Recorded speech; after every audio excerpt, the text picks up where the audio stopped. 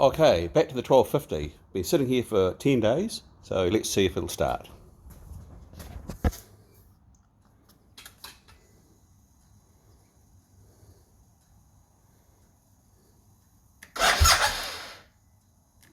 Okay, now nothing when I hit the starter button. Off.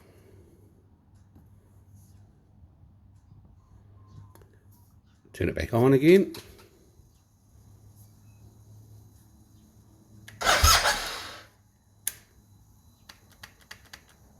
Automatically shut off, and now the dash is lighting up again. Still nothing when I hit the starter button. Turn it off.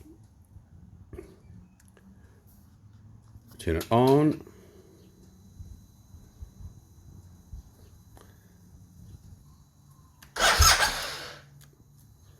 And it's shut down again.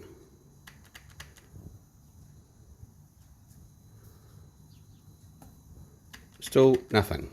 Okay, let's turn it off.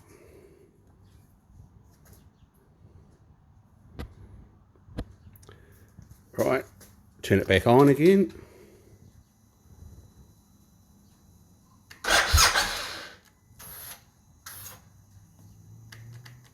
Nothing.